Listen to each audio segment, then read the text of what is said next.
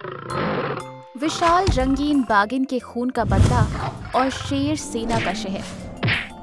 चंदनवन नाम का एक खूबसूरत जंगल था जिसका राजा एक बाघ था। बाघ की पत्नी एक रंगीन बागिन थी।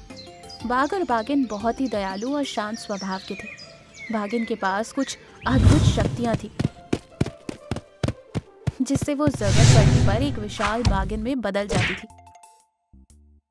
इस बात का पता सिर्फ बाघ को ही था और किसी को नहीं।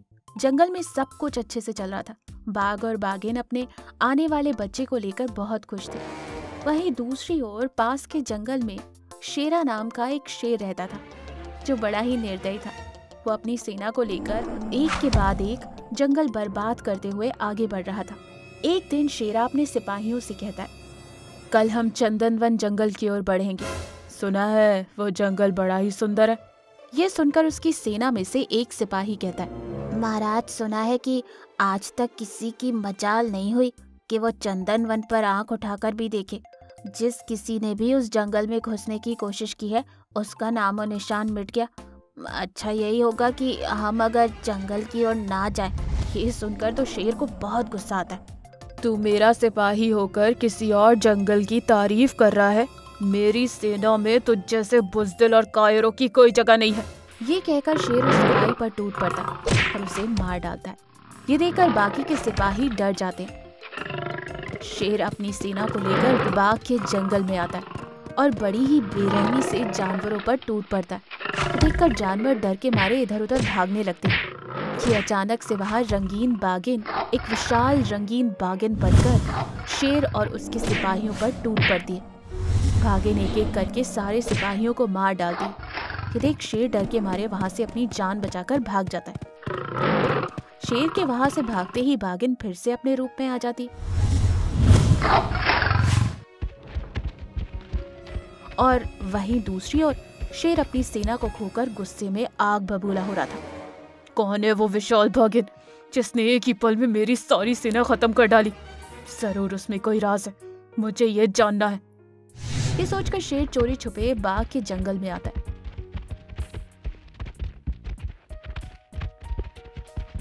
और वो बाघ और बाघिन पर नजर रखता है।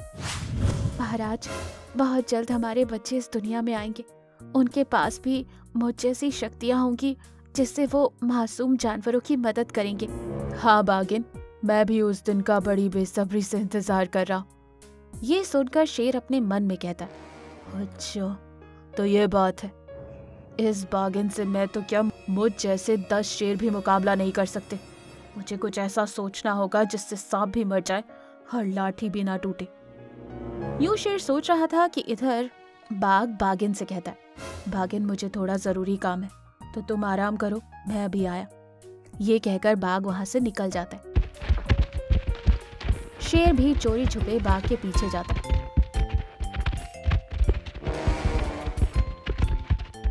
और मौका देख पीछे से ऊपर हमला करता है, उसे मार डालता है।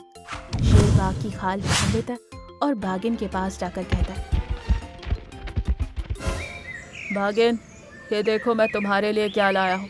जब मैं तालाब के पास पानी पी रहा था तो वहाँ एक साधु संत आए और ये जड़ी बूटी मुझे देते हुए कहा कि अगर ये जड़ी बूटी तुम खा लोगी तो हमारे होने वाले बच्चे बहुत ही स्वस्थ और तंदुरुस्त होंगे। इतना ही नहीं, उन पर कोई भी मुसीबत नहीं आएगी। यूं बाघ की खाल में छुपा शेर बाघिन को जहरीली जड़ी बूटी खिला देता है और वहां से चला जाता है। कुछ दूर जाकर शेर बाघ की खाल निकाल देता है और जोर जोर से हंसते हुए कहता है, अब आएगा मजा। मेरी दी हुई जड़ी बूटी का असर शुरू हो जाएगा और ये 10 शेरों की ताकत रखने वाली बाघिन पागल हो जाएगी और अपने ही जानवरों का शिकार कर इस पूरे जंगल को तबाह और बर्बाद कर देगी। यूं शेर हंस रहा था कि वहीं एक पेड़ के नीचे आराम कर रहा भालू ये सब सुन लेता है। भालू एक बुजुर्ग और ज्ञानी वैद्य था। वो तुरंत बाघिन को ढूंढते हुए निकलता है।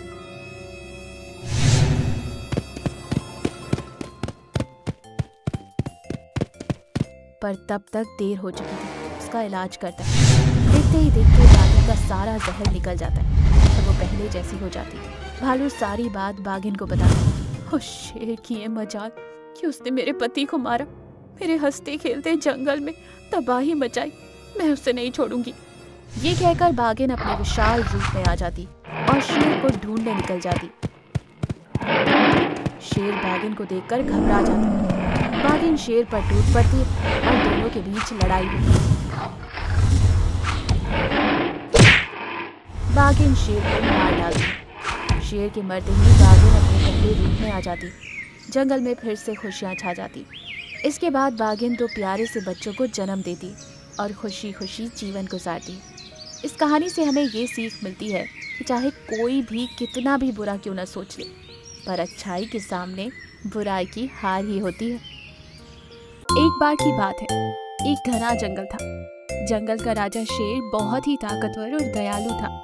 शेर की जिंदगी देखने में जितनी सुंदर लग रही थी उतनी थी नहीं। उसकी जिंदगी में एक कमजोरी थी, उसका बेटा सिम्बा, जो बचपन से ही एक डरपोक और बुज़दिल शेर था। बढ़ती उम्र के चलते शेर को ये बात खाई जा रही थी कि उसके बाद सिम्बा और जंगल का क्या होगा। एक दिन सिम्बा जंगल में घूम रहा था कि रास्ते में उसे एक मुखौटा मिलता है। सिम्बा को वो मुखौटा बहुत पसंद आता है और वो उसे ले लेता है और हमेशा उस मुखौटे के साथ खेलता रहता है। शेर को ये बात बिल्कुल भी अच्छी नहीं लग रही थी। वो सिम्बा को बार बार समझाने की कोशिश कर रहा था, बेटा तुम यूं छोटे बच्चों की तरह इस मुखौटे के साथ खेलना बंद करो। अब तुम बड़े हो गए हो और तुम्हें जंगल की भाग दौड़ भी संभालनी है। नहीं पिताजी, मुझे ये मुखौटा अच्छा लगता है, मैं इसे हमेशा अपने साथ रखूंगा। ये सुनकर शेर को बहुत गुस्सा आता है और वो उस मुखौटे को उठाकर दूर कहीं फेंक देता है। ये देख सिम्बा उदास हो जाता है। वहीं दूसरी ओर पास के जंगल में एक लकड़बग्घा था जो बड़ा ही बेरहम और जालिम था। उसने एक एक करके जंगल के सारे जानवरों को खत्म कर दिया था और अब उस जंगल में एक भी ऐसा जानवर नहीं बचा था जिसे वो शिकार कर सके। एक दिन वो जंगल में घूमते हुए अपने मन में सोचता है, इस जंगल में एक भी ऐसा जानवर नहीं बचा जिसका मैं शिकार कर सकूं। लगता है मुझे अपना ठिकाना कहीं और बनाना होगा। यूं लकड़बग्घा सोच ही रहा था कि तभी वहाँ उसका खबरीबाज आता है। दोस्त, मैं तुम्हारे लिए खास खबर लाया हूँ जिसे सुनकर तुम खुशी से पागल हो जाओगे। क्या बात है, जल्दी बताओ। पास के जंगल का शेर बूढ़ा हो चुका है। उसका बेटा सिम्बा बहुत ही बुज़दिल और कमजोर है। अगर तुम उस बूढ़े शेर को मार दोगे तो वो जंगल तुम्हारा होगा। तुम उस जंगल के राजा और वहाँ के सारे जानवर तुम्हारे गुलाम। ये सुनकर लकड़बग्घा खुश हो जाता है और बिना देरी के शेर के जंगल की ओर निकल पड़ता है। वो जंगल में आते ही बिना सोचे समझे जानवरों का शिकार करने लगता है। ये देखकर जानवर डर के मारे अपनी अपनी जान बचाकर इधर उधर भागने लगते हैं। ये सब शेर को पता चल जाता है और वो बहुत गुस्से में दहाड़ मारते हुए लकड़बग्घे के पास आता है। अरे ओ लकड़बग्घे, तेरी इतनी हिम्मत कि तू मेरे जानवरों का शिकार करने के लिए आ गया। अगर तू अपनी जान की खैर चाहता है तो यहाँ से चला जा। अरे ओ बुड्ढे, अब इस जंगल का राजा मैं हूँ। अगर तू अपनी जान की खैर चाहता है ना तो मेरा गुलाम बनकर मेरी सेवा कर और बची कुची तेरी ये जिंदगी आराम से गुजार ले। ये सुनकर शेर को बहुत गुस्सा आता है। शेर और लकड़बग्घे के बीच में जमकर लड़ाई होती है। बढ़ती उम्र के चलते शेर लकड़बग्घे का सामना नहीं कर पा रहा था। वो काफी घायल हो चुका था। और वहीं दूसरी ओर जब ये बात सिम्बा को पता चलती है तो वो भागकर शेर के पास आता है। शेर की हालत देखकर सिम्बा और भी डर जाता है। वो लकड़बग्घे से कहता है, सुनिए, आप मेरे पिताजी को छोड़ दीजिए। आप जो कहेंगे मैं वो करूँगा। कृपया करके मेरे पिताजी को छोड़ दीजिए। सिम्बा की ये बेबसी देखकर शेर उदास हो जाता है और सिम्बा से कहता है, सिम्बा, यूं बुज़दिलों की तरह दुश्मन के सामने गिड़गिड़ाना तुम्हें शोभा नहीं देता। तुम एक शेर हो और शेर की तरह दहाड़ मारते हुए दुश्मनों पर टूट पड़ो। नहीं पिताजी, मैं इसके साथ नहीं लड़ सकता। हम ये जंगल छोड़कर कहीं दूर चले जाएंगे। सिम्बा की बातें सुनकर लकड़बग्घा जोर जोर से हंसता है और कहता है, अरे ओ शेर, तेरा बेटा तो कायर है कायर। ये तो शेर नहीं बल्कि बिल्ली है, बिल्ली। म्याऊ म्याऊ। अरे ओ सिम्बा, तू अपने पिता की जान की खैर चाहता है तो जाकर मेरे लिए शिकार ढूंढ कर ला। और देख, अगर तूने आने में देरी की तो मैं तेरे पिता की जान ले लूंगा। ये कहकर लकड़बग्घा शेर पर हमला करता है, जिसके चलते शेर उठ भी नहीं पाता। अरे ओ सिम्बा, तू अभी भी यहीं खड़ा है? जाकर शिकार ढूंढ कर ला। लकड़बग्घे के गुस्से को देखकर सिम्बा डर जाता है और वहाँ से भागते हुए जाता है। यूँ भागते भागते वो अपने मन में सोच रहा था, मुझ जैसे बुज़दिल बेटे के होने से तो ना होना अच्छा। अब मैं क्या करूं? कैसे पिताजी की जान बचाऊं? यूँ वो उदास अपने ही ख्यालों में भाग रहा था कि अचानक एक पत्थर से टकराकर एक गड्ढे में गिर जाता है। उस गड्ढे में एक मुखौटा था। ये वही मुखौटा था जिसे शेर ने सिम्बा से छीनकर फेंक दिया था। सिम्बा की नजर उस मुखौटे पर पड़ी। सिम्बा उसके करीब जाता है और उसे देखने लगता है। उस मुखौटे में से एक सुनहरी रोशनी निकलती, क्योंकि वो एक जादुई मुखौटा था।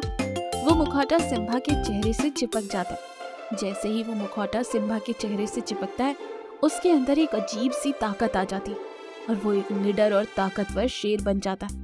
वो दहाड़ मारते हुए लकड़बग्घे के पास जाता है और लकड़बग्घा सिम्बा को देखकर हैरान हो जाता है। अरे ये सिम्बा, ये कैसा अजीब सा मुखौटा पहन रखा है तूने? मेरा शिकार कहाँ है? लगता है तुझे अपने पिता की जान की परवाह नहीं है। अरे तू मेरे पिता की परवाह छोड़ और अपनी परवाह कर। अब भला कौन तुझे मुझसे बचा पाएगा? ये सुनकर लकड़बग्घा जोर जोर से हंसने लगता है और कहता है, अरे ओ सिम्बा, मैंने तो सुना था कि तू डरपोक और बुज़दिल है, पर ये नहीं सुना था कि दिमाग से भी कमजोर है। अब तुम दोनों बाप बेटे को मुझसे कोई नहीं बचा पाएगा। ये कहकर लकड़बग्घा सिम्बा पर हमला करता है। सिम्बा और लकड़बग्घे के बीच में जमकर लड़ाई होती है। सिम्बा अपने जादुई मुखौटे की मदद से लकड़बग्घे को मार डालता है। ये देखकर शेर चौंक जाते। जैसे ही लकड़बग्घा मरता है, सिम्बा के चेहरे से वो जादुई मुखौटा गायब हो जाता है। और इस तरह जंगल में जब भी कोई मुसीबत आती थी, सिम्बा के चेहरे पर वो जादुई मुखौटा चिपक जाता और वो मुसीबत दूर हो जाती। इस कहानी से हमें ये सीख मिलती है कि अपनी ताकत का कभी भी गलत इस्तेमाल नहीं करना चाहिए। चालाक बूढ़ा शेर और गधे का शिकार। जंगल का राजा शेर बूढ़ा हो चुका था। उसे अब शिकार करना या जंगल संभालना बेहद मुश्किल हो रहा था, पर अपने अनुभव और चालाक दिमाग से शेर जंगल पर राज कर रहा था। जंगल के जानवर भी शेर के राज में बड़े ही खुश थे, पर शेर के बुढ़ापे का फायदा शेर के भाई के दो बेटे जो कि जय और वीरू थे वो लेना चाहते थे। जय और वीरू शेर के पास आते हैं। तब जय कहता है, अरे चाचा जी, आप बूढ़े हो चुके हो, आप खुद के लिए शिकार तक नहीं ढूंढ पाते, आप जंगल की रक्षा कैसे कर पाओगे? मैं तो कहता हूँ चाचा जी कि जंगल की भाग दौड़ हमारे हाथ सौंप दो। आप ठहरे बूढ़े और हम अभी नौजवान हैं। हम आसानी से शिकार कर सकते हैं और जंगल को भी मुसीबत से दूर रख सकते हैं। अब ये सब आप हम दोनों पर छोड़कर आराम की जिंदगी बिताओ। इस तरह दोनों भी शेर को उसकी कमजोरी बताते हुए उसका मजाक उड़ाने लगते हैं। सारी बात समझकर शेर बड़े ही आराम से कहता है, अरे बच्चों, जंगल संभालने के लिए बस ताकत की जरूरत नहीं होती, उसके लिए अनुभव होना भी बहुत जरूरी है। तुम बस ताकत से शिकार कर सकते हो, पर अपनी अकल से नहीं। अरे चाचा जी, ये कैसी बात कर रहे हो? हम दोनों में अकल की कोई कमी नहीं है और ताकत तो कूट कूट कर भरी है। हो सके तो आजमा कर देखो। शेर जय और वीरू की परीक्षा लेने का ठान लेता है। तब शेर कहता है, देखो जय और वीरू, इस रास्ते से जाने वाले जानवर का शिकार तुम्हें करके दिखाना होगा, लेकिन वो भी अकल से, अपनी ताकत से नहीं, समझे? जय और वीरू शेर की बात मान लेते हैं। शेर और वीरू झाड़ी में छुपकर सब देखते रहते हैं। तो जय रास्ते में बैठा जानवर आने का इंतजार करते रहता है कि तभी वहां एक हिरन आती है। तब वो हिरन से कहता है, हिरन हिरन मेरी मदद करो, मेरे पैर में मोच आई है, जरा मेरे पास तो आओ। अरे जा जा जय, मैं तुम्हें जानती नहीं क्या? ये अपना नाटक ना किसी और पर आजमाना, मुझ पर नहीं। हिरन जय की बातों में ना आकर वहां से चली जाती है। अब बारी आती है वीरू की। तब वीरू के सामने एक खरगोश आता है। वीरू खरगोश को आवाज देता है, अरे खरगोश, मैंने तुम्हारे लिए ढेर सारे गाजर लेकर आया हूँ। मेरे पास आओ और गाजर का स्वाद लो। वीरू, तुमने मेरे लिए गाजर लाए? नहीं नहीं, लगता है मेरे सुनने में गलत आया है। जो खुद के लिए कुछ नहीं कर पाता वो मेरे लिए क्या करेगा? मुझे तुम पर जरा सा भी भरोसा नहीं है वीरू। खरगोश को भी वीरू पर भरोसा नहीं होता है। शेर और जय झाड़ियों से बाहर आते हैं। शेर उन दोनों पर हंसते रहता है कि तभी जय कहता है, अरे चाचा जी, ऐसे मत हंसो। हम हार गए पर इससे यह साबित नहीं होता कि तुम अक्लमंद हो। अपनी भी चालाकी हमारे सामने साबित करो, तभी हम मानेंगे। तब जय और वीरू झाड़ियों में छुप जाते हैं। शेर शिकार के लिए जानवर देखने लगता है। तभी उसे गधा आते हुए दिखाई देता है। उसे देखकर शेर मन ही मन सोचता है, अरे गधा तो अकल से पैदल होता है। इसका ही शिकार करना आसान है, पर पहले इसकी कमजोरी को पकड़ना होगा, तब जाकर गधा मेरे झांसे में आएगा और शिकार करना आसान होगा। शेर गधे को देखकर उसका शिकार करने का प्लान करता है। गधा शेर को देखते ही अपना रास्ता मोड़ देता है। तब शेर गधे को आवाज देता है, अरे गधे भाई, मैं बूढ़ा शेर हूँ, मुझसे डरने की कोई जरूरत नहीं है तुम्हें। वैसे कोई भी मुझे काबिल नहीं समझता। हो सके तो दो बातें ही कर लो मेरे साथ। भाई शेर, तुमने मुझे भाई कहा, मैं बहुत खुश हुआ शेर। वैसे तुम सच कह रहे हो, बुढ़ापे में कोई साथ नहीं देता। हाँ सही कहा। वैसे मुझे भी तुम्हारा दर्द पता है। सारा काम तुमसे करवाकर तुम्हारा मालिक तुम्हें खाने के लिए भी कुछ नहीं देता। दिन भर मेहनत का काम और घर आने पर मार। मैं तुम्हारा दर्द समझ सकता हूँ। शेर की मुंह से यूं अपनेपन की बात सुनकर गधे को शेर पर भरोसा हो जाता है। वो रोने लगता है और अपना दुखड़ा सुनाते हुए शेर के पास आता है। पर जैसे ही गधा शेर के पास आता है, शेर गधे पर हमला करके उसका शिकार करता है। तब जय और वीरू झाड़ी से बाहर आते हैं। जय और वीरू शेर की बातें समझ जाते हैं। तब जय शेर से कहता है, चाचा जी, सच में अनुभव और अकल ताकत से बड़ी होती है। हमें आपकी बात समझ आ गई, इसलिए आज से ही आप इस जंगल के राजा होंगे। बस हमें आपकी छत्र छाया में रखना, ताकि हम आपके जैसे बन जाए। अरे क्यों नहीं बच्चों, क्योंकि मेरे बाद तुम दोनों को ही ये जंगल संभालना है। लेकिन मेरी ये बात हमेशा याद रखना। उस दिन से जय और वीरू शेर के साथ रहकर जंगल के नियम और उसकी बारीकियों को समझने लगते हैं। शेर भी उन्हें सब समझाने लगता है। नीति: मुसीबत का सामना हम अकल और अपने अनुभव से आसानी से कर सकते हैं। दोस्तों, ये कहानी आपको कैसी लगी? अच्छी लगी ना? हमारे चैनल को सब्सक्राइब जरूर कीजिए ऐसी और मजेदार कहानियों के लिए। लाइक करो, कमेंट करो और शेयर करो। धन्यवाद। एक दिन बाघ जो बीमार था, वो बंदर को बुलाकर कहता है, दोस्त, मेरी तबीयत ठीक नहीं है, मुझे फल खाने का मन कर रहा है, क्या तुम मेरे लिए फल ला सकते हो? दोस्त, मैं तुम्हारे लिए कुछ भी करूँगा।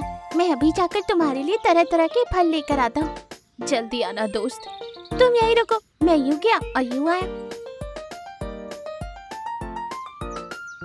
थोड़ी दूर जाकर वो रुक जाता है। इतने में एक तोता फल लेकर जा रहा था। ये देख बंदर कहता है, तोता, मेरा दोस्त बीमार है और उसे फल खाने का मन कर रहा है, क्या तुम अपने फल मुझे दे दोगे? हाँ दोस्त, मेरी माँ कहती है कि जो कोई भी मुसीबत में हो उनकी मदद करनी चाहिए। तुम ये फल ले जाकर अपने दोस्त को देना, वो जल्दी ठीक हो जाएगा। क्या तुम थोड़े और फल ला सकते हो? हाँ क्यों नहीं, अभी लाता हूँ। ये कहकर तोता वहाँ से जाता है और ढेर सारे फल लाकर बंदर को दे देता है। तोते, तुम बहुत अच्छे हो। तुम्हारा बहुत बहुत शुक्रिया कि तुमने मेरे दोस्त के लिए इतने सारे फल लेकर आए। दोस्त, तुम्हें जब भी फलों की जरूरत हो मुझसे कह देना, मैं ला दूंगा, ठीक है? ये कहकर तोता वहाँ से उड़ जाता है। बंदर अपने मन में सोचता है, अरे वाह, कितने सारे फल, इन्हें देखकर तो मेरे मुंह में पानी आ रहा। ये सारे फल मैं ही खा लूंगा। और बंदर सारे फल खा लेता है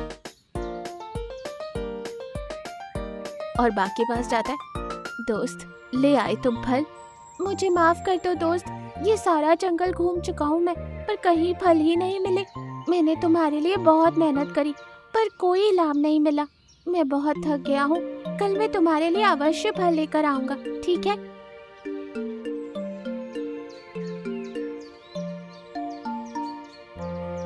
अगले दिन बंदर फिर से तोते के पास जाता है और तोता बंदर को देखकर कहता है, दोस्त, तुम्हारा दोस्त अब कैसा है? क्या उसकी तबीयत ठीक हुई?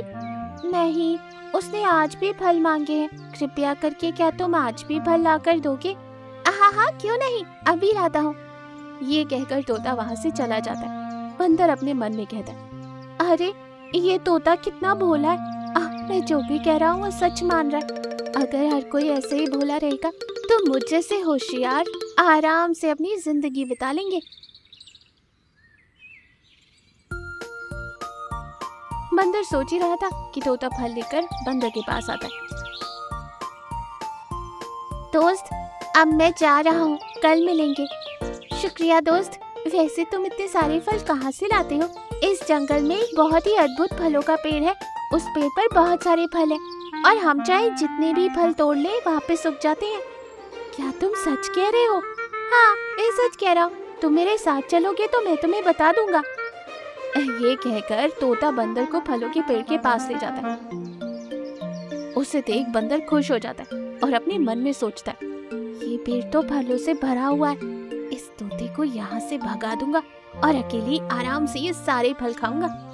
अरे दोस्त, क्या सोच रहे हो? कैसे लगा फलों का पेड़? बहुत बढ़िया, बहुत बढ़िया।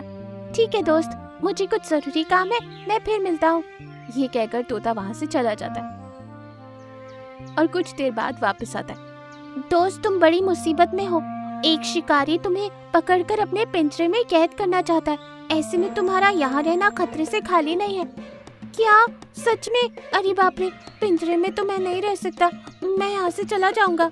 हाँ, अभी ये पेड़ मेरा है, अब मैं रोज यहाँ आकर फल खाऊंगा। और ये कहकर तोता वहाँ से चला जाता है। अब ये पेड़ मेरा है, अब मैं रोज यहाँ पर आकर फल खाऊंगा। बंदर की बातें सुनकर पेड़ कहता है, तुम एक धोखेबाज हो। तुमने अपने बीमार दोस्त को धोखा दिया है। मैं तुम जैसे धोखेबाजों को फल नहीं दूंगा। ये सब तुम्हें कैसे मालूम? मैं एक जादुई पेड़ हूँ, मुझे सब मालूम है। आज से तुम किसी को धोखा नहीं दे पाओगे, इसीलिए मैं तुम्हें एक मूर्ति में बदल देता हूँ। ये कहकर जादुई पेड़ बंदर को मूर्ति में बदल देता है। वहीं दूसरी ओर बाघ बंदर के लिए परेशान हो रहा था।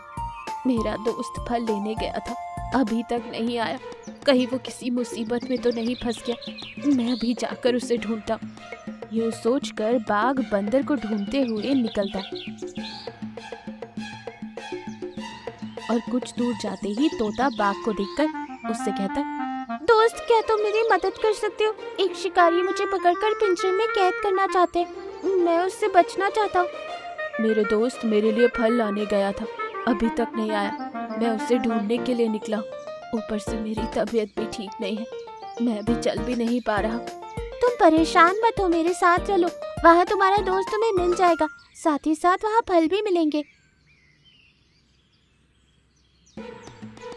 ये कहकर तोता बाघ को लेकर पेड़ के पास आता है। पेड़ के पास बंदर की मूर्ति थी और उसे देखकर बाघ कहता है, मेरा दोस्त मूर्ति में कैसे बदल गया? आखिर बात क्या है? तभी जादुई पेड़ कहता है, जैसा तुम सोच रहे हो वैसा तुम्हारा दोस्त नहीं है। वो हमेशा सबसे झूठ बोलता है, सबको धोखा देता है।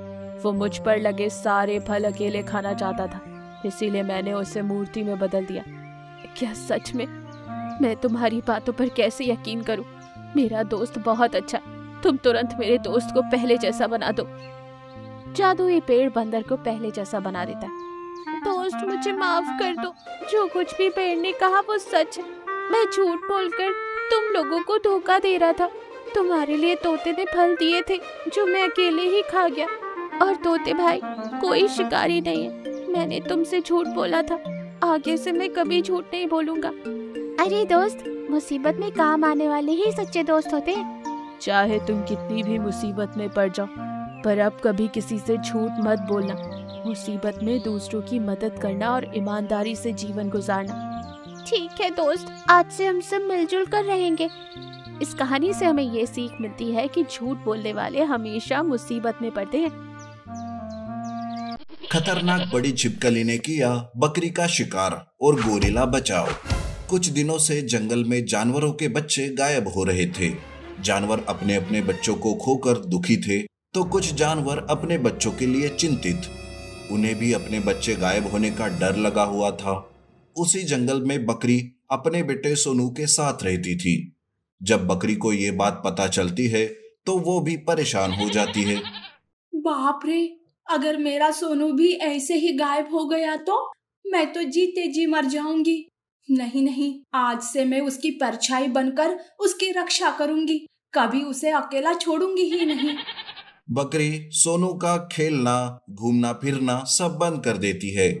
जब कभी बकरी बाहर जाती तो सोनू को घर में बंद करके रखती थी। ऐसे ही कुछ दिन बीत जाते हैं, पर जंगल में बच्चे गायब होने का सिलसिला चल ही रहा था। घर के अंदर बैठे बैठे सोनू भी उब गया था। तब वो अपनी माँ से कहता है, माँ, आप मुझे कब तक बचा कर रखोगी? एक ना एक दिन मेरा भी नंबर आएगा। सोनू, ऐसी बातें करके मेरा मन दुखाया मत कर। माँ, मैं अपने ही जंगल में सुरक्षित नहीं हूँ, आपने तो मेरी आजादी ही छीन ली है। बेटा, ये सब मैं तुम्हारे लिए ही कर रही हूँ ताकि तुम सुरक्षित रहो। माँ, बाकी के बच्चे तो गायब हो ही रहे हैं ना। माँ, ऐसे छुप कर बैठने से तो अच्छा है कि ये जो कोई है उसे ढूंढे, उससे छुटकारा पाए, तभी तो हम सुरक्षित और आजाद रह पाएंगे। सोनू की बात बकरी के दिल को लग जाती है। वो उसकी बात पर सोच विचार करने लगती है। हाँ, सोनू ठीक कह रहा है। अब मैं हाथ पर हाथ धरे नहीं बैठूंगी। ये सब कौन कर रहा है, मैं उसे ढूंढ कर निकालूंगी। बकरी रोज रोज पूरा जंगल छान मारती है, पर उसे शक आने वाली ऐसी कोई भी बात नजर नहीं आती और ना ही कोई खतरनाक जानवर। पर बकरी हार मानकर बैठ नहीं जाती, वो अपनी तलाश जारी ही रखती है। एक दिन बकरी ऐसे ही जंगल घूम रही थी, तब उसे एक बड़ी छिपकली एक खरगोश के बच्चे को अपने मुंह में पकड़कर तालाब किनारे से जाते हुए दिखाई देती है, जिसे देख बकरी को छिपकली के शिकार करने पर पूरा यकीन हो जाता है। अच्छा, तो ये बात है, बच्चे गायब होने में इस बड़ी छिपकली का हाथ है। ये तो बड़ी जहरीली है, इस छिपकली को मैं कैसे मजा चकाऊं? बकरी सोच में डूब जाती है, जिस वजह से उसका ध्यान छिपकली से हट जाता है। उधर वो छिपकली फिर से शिकार ढूंढते ढूंढते बकरी के घर के पास आती है। घर के अंदर से छिपकली को सोनू के खेलने की आवाज आती है। बच्चे की आवाज सुनकर छिपकली खुश हो जाती है, लेकिन अंदर से सोनू को किसी के आने की आहट होती है। वो सोचता है, लगता है माँ आ गई। माँ आई है, ऐसा सोचकर सोनू घर से बाहर निकलता है। बस उसी वक्त छिपकली सोनू पर हमला करती है और उसे निगल लेती है। तभी बकरी भी घर पहुंचती है और वो अपने बच्चे को निगलते हुए और वो बेहोश हो जाती है। बड़ी छिपकली वहां से अपने ठिकाने पर चली जाती है। कुछ देर बाद बकरी होश में आती है और वो रोने लगती है। मेरा सोनू, मुझे माफ कर दो बेटा, मैं तुझे बचाने में असफल रही। मेरे आंखों के सामने छिपकली ने मेरे बच्चे को निगल लिया और मैं कुछ नहीं कर सकी। पर अब नहीं, मैं मर ही क्यों ना जाऊं, उस छिपकली को मैं छोड़ूंगी नहीं। बकरी गुस्से से छिपकली के ठिकाने पर आती है। छिपकली वहां आराम कर रही थी। तब बकरी छिपकली को मारने जाती है, लेकिन तभी उसे एक गोरिल्ला रोकता है और वो कहता है, अरे बकरी, पागल हो गई हो क्या? क्यों मौत को छू रही हो? पता नहीं क्या कि वो छिपकली कितनी जहरीली होती है? तब बकरी अपना दुखड़ा गोरिल्ला को सुनाती है। वो जोर जोर से रोने लगती है। बकरी के रोने की वजह से छिपकली जाग जाती है। उसे बकरी पर बड़ा गुस्सा आता है। अब वो बकरी पर हमला करने जाती है कि गोरिल्ला उसे पीछे से पकड़ लेता है। गोरिल्ला सब जान गया था, इसलिए वो गुस्से से छिपकली को पत्थर पर पटक पटक कर मारने लगता है। इस तरह छिपकली की मौत हो जाती है और बच्चे गायब होने का राज सबके सामने आ जाता है। छिपकली के मरने से सारे जानवर भी खुश हो जाते हैं। बकरी गोरिल्ला का धन्यवाद करती है और सोनू के याद के सहारे वो अपना जीवन बिताने लगती है। नीति: मारने वाले से बचाने वाला बड़ा होता है। और हाँ, हमारे चैनल को सब्सक्राइब करें, लाइक करें, कमेंट करें और अपने दोस्तों के साथ शेयर जरूर करें। Thank you for watching.